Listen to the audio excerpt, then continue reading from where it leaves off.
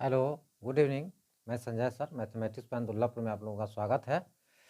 आज बहुत ठंड है। शीतलहरी का जो प्रकोप है वो लगभग 4-5 दिनों से चल रही है, तो बहुत ठंड लग रही है। तो आज लेकर आए हैं हम नियामक ज्योमेट्री का क्वेश्चन। 5 क्वेश्चनों की संख्या 5 है, लेकिन अभी फ़िलहाल 2 ही लिखे हैं। बारी बारी से बनाएंगे और फिर बारी बारी से देते जाएंगे, ठीक है। तो हमारा जो चैनल है इसके माध्यम से आप लोगों को माध्यमिक परीक्षा 2023 का जो इम्पोर्टेंट क्वेश्चन है VBI क्वेश्चन, उसको हम डाल रहे हैं। तो आप लोगों से गुजारिश है कि आप लोग इसे देखते रहें और एक भी वीडियो मिस नहीं करें, और अपने साथी को भी बताएं, और आसपास के जो लोग होंगे जो इस बार इस परीक्षा में अपीयर होंगे उसको भी ज़रा हेल्प करेंगे, ठीक है। तो आज चलते हैं क्वेश्चन नंबर। इसमें जो पहला दिया हुआ है कि उस बिंदु का निर्देशांक ज्ञात करें जो बिंदु -2, 2 और 3 -3 और 3 को मिलाने वाले रेखाखंड को 2:3 के अनुपात में विभाजित करता हो। तो सबसे पहले क्या करेंगे, क्वेश्चन नंबर 1 बनाते हैं सोल्व। पहला क्या है कि इसमें बिंदु हम डालते हैं रेखा खींचकर, ए यहाँ लिख देते हैं बी। उसके बाद इस पर बिंदु जो है -2 और 2, -2 और 2 रखते हैं, यहाँ पर -3 और 3 रखते हैं। इस पर बोला कि उस बिंदु का निर्देशांक ज्ञात करें। यहाँ पर कोई बिंदु P है, इसका निर्देशांक ज्ञात करें जो कि इसको जो है कितना अनुपात बांटा है, 2:3 में। तो इसको मान लेंगे 2, इसको मान लेंगे 3।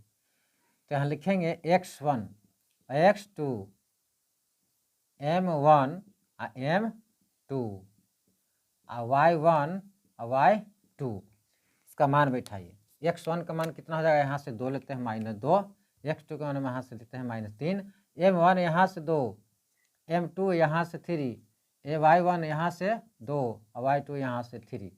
अब इसका जो फॉर्मूला होता है निर्देशांक का उसको बैठाते हैं। तो लिखेंगे P का निर्देशांक, P का निर्देशांक जो है x और y का, P का निर्देशांक x y, इसका फॉर्मूला होता है x1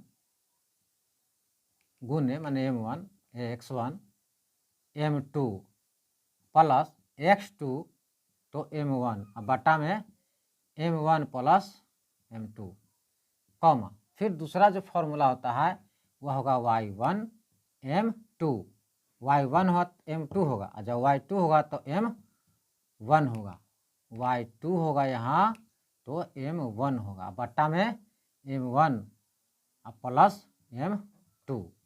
ये तो होता ही है। ये फॉर्मूला हुआ आपको किसी भी रेखा का जो P डिवाइडर होता है, ए बी रेखा चाहे PQ रेखा या कोई भी रेखा को जब 2 भागों में विभाजित करेगा तो उसको किस अनुपात में विभाजित करेगा, तो उस बिंदु का निर्देशांक ज्ञात करने के लिए यह फॉर्मूला होता है, ठीक है। तो इस पर बैठाइए, बहुत ही आसान है। आगे देखते हैं।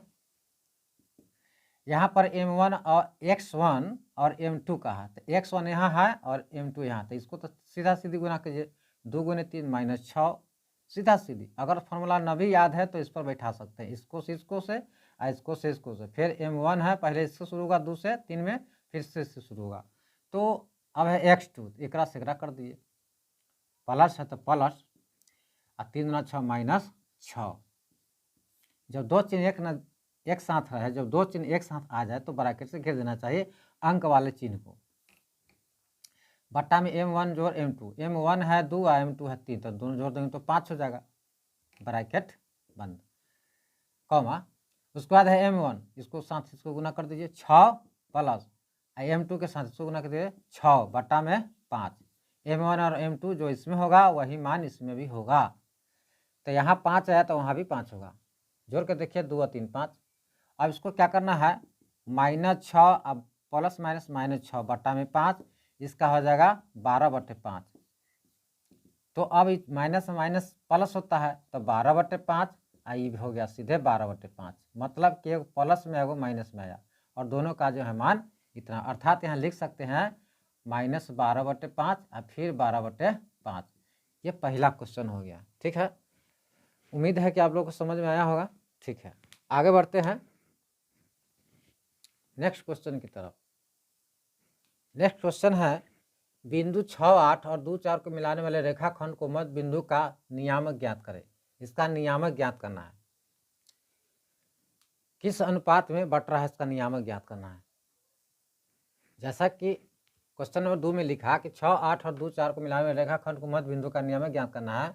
तो माना कि AB का मध्य बिंदु P है, तो AB का मध्य बिंदु P है, तो माध्य का फॉर्मूला आपको याद होगा ही कि x1 जोड़ x2 बटा में 2 और y1 जोड़ y2 बटा में 2।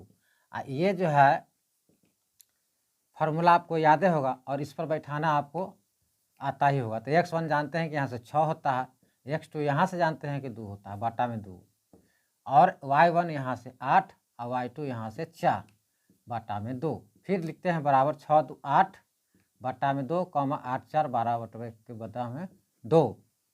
तो 8 बटा 2 12 बटे 2, तो 8 बटे 2 है, ये कट कर आ जाएगा 4 और ये कट कर आ जाएगा 6, अर्थात इसका मध्य बिंदु आया 4 और 6। एकदम इजी क्वेश्चन है। यह आपको जो है ना परीक्षा में कम से कम 2 नंबर वाली संख्या में, 2 नंबर वाली अंक में इसमें आएगा। 2 अंक का जो मार्किंग है उसमें यह क्वेश्चन आएगा, 2 नंबर का क्वेश्चन होगा। चलिए नेक्स्ट क्वेश्चन जो है आप लोगों के सामने में रखा गया है। पहला क्वेश्चन, तीसरा क्वेश्चन है कि बिंदु 2, -2 और 7 -7 और 4 को जोड़ने वाले रेखाखंड को समत्रिभाजित करने वाले बिंदुओं को निर्देशांक ज्ञात करें। तो यहाँ पर सबसे पहले हम लाइनिंग खींचेंगे और यहाँ लिखते हैं A, यहाँ B, इसका जो मान दिया है निर्देशांक 2 -2 और इसका जो निर्देशांक है -7 और 4, और मिलाने वाले रेखाखंड को समत्रिभाजित मान 3 भागों में बांटती है। 3 भाग, मान लीजिए कि एक भाग यहाँ है, एक भाग यहाँ है, तो A B है, तो यहाँ पर आप PQ मान लीजिए। तो 1 2 3 भाग है, तो इसको कहीं ना कहीं तो 2 भागों में बांटना है। समत्रिभाजित का मतलब 3 भागों में, तो यहाँ P है, यहाँ Q है, तो यहाँ पर हम रखते हैं, मान लेते हैं P को ही, तो इधर एक बता दिया तो 2 भाग बचता है। अगर इधर मानते हैं तो इधर 2 भाग बचता है, तो यहाँ पर वही मान लिया जाता है। तो x1 का जो वैल्यू होगा 2 होगा और x2 का जो वैल्यू होगा यहाँ से लेते हैं -7 होगा। m1 का जो वैल्यू होगा 1 मानते हैं और m2 का जो होगा यहाँ 2 मानते हैं, और y1 बराबर हो गया -2 और y2 बराबर हो गया 4। ठीक है, तो अब इसका निर्देशांक ज्ञात करना है। तो लिखेंगे P का निर्देशांक, P का निर्देशांक बराबर फार्मूला x1 तो m2 और x2 तो m1 बटा में m1 प्लस m2। फिर उसी प्रकार अगला y1 तो m2, y2 तो हो जाएगा m1 बटा में m1 प्लस m2। तो इस पर बैठाते हैं। ठीक है, तो x1 का वैल्यू तिरछा तिरछी कर दीजिए, 2 दूना 4 प्लस इसको गुना कर दीजिए -7 ब्रैकेट 1 प्लस बटा में m1 जोड़ m2, 1 और 2 जोड़ दीजिए, कितना हो जाएगा 3, y1 और m2 गुना कीजिए इसको ऐसे, तो 2 दूना 4 -4 प्लस y2 और m1 4 बटा में जो है सो 3। अब क्या करेंगे, प्लस माइनस -7, 4 में से 7 गया -3/3, यहाँ 4 में से 4 गया 0/3, यह कट कर 1 हो जाता है माइनस में और ये हो जाता है 0। तो आपका जो निर्देशांक निकल के आया हुआ होगा -1 और 0, -1 और 0 हो गया। धन्यवाद। ठीक उसी प्रकार जो है हम क्वेश्चन नंबर 4 का देखते हैं। 4 में लिखता है कि बिंदुओं 3 4 तथा 3 5 को जोड़ने वाले रेखाखंड को x2 किस अनुपात में बांटती है। तो सबसे पहले आप क्या करेंगे, पहले चिन्ह खींचेंगे, A हो गया, B हो गया, यहाँ -3 4, यहाँ हो गया 3 5, अब कोई बिंदु यहाँ पर P मान लेते हैं जो कि x और 2 दिया हुआ है।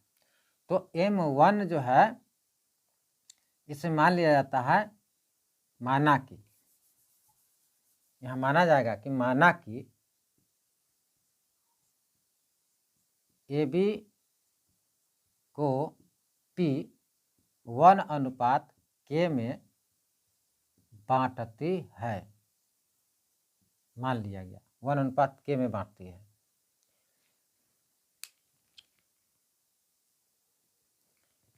या इसको ऐसे करते हैं कि 1:k में नहीं, इसको m1 ही रखते हैं कि m1 और m2 में बांटती है, m1 और m2 में बांटती है। ठीक है, तो यहाँ m1 हो जाएगा, यहाँ m2 हो जाएगा। तो यहाँ देख रहे हैं कि जिसका मान दिया हुआ है p का जो निर्देशांक है, तो x का मान तो नहीं है और यहाँ जो है x1 का मान नहीं, लेकिन y1 का मान दिया हुआ है। तो y1 वाला फॉर्मूला से अगर बनाते हैं, जैसे कि y का निर्देशांक क्या होता है कि y1 m2 और प्लस y2, तो m1 अब बाटा में लिखते हैं m1 प्लस m2 बराबर 2 लिख देते हैं। 2 दिया है तो 2 रखते हैं, इस पर बैठाते हैं। तो उसके बाद क्या करेंगे हम, नीचे नहीं दिखाई दे रहा है तो ऊपर चलते हैं। वहाँ y1 m2 है, y2 m1 है, तो यहाँ क्या करते हैं, इसको तीछा तीछी गुना करेंगे। पहले तो हम लिखे नहीं इसका मान, पहले लिख देते हैं x1 x2 m1 m2 y1 y2। y1 के माने हो गया 4, इधर से 5, 4 5, x की जरूरत नहीं है, डायरेक्ट बैठाते हैं m1।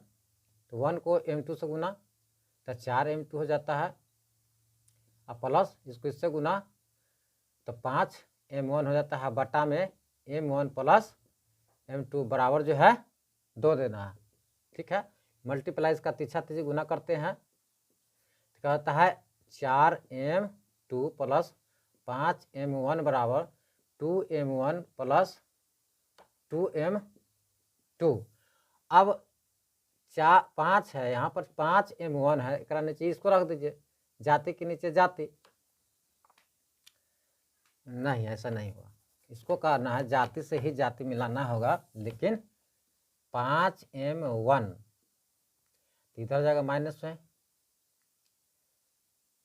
m1, और इधर 2m2, तो ये इधर चला गया माइनस में 4m2, घटेगा तो 3m1 होगा, बराबर में ये जो होगा -2m2 हो जाएगा। तो अब क्या करना है कि यहाँ m1 बटा के m2 हो जाएगा, और इधर जो होगा -2 बटे के 3 हो जाएगा। ठीक है, तो एक बार और चेक कर लेते हैं। ये हो गया, इधर से ये गुना हो गया, तो इसका जाति है इधर आ गया, इसका जाति ये है इधर आ गया।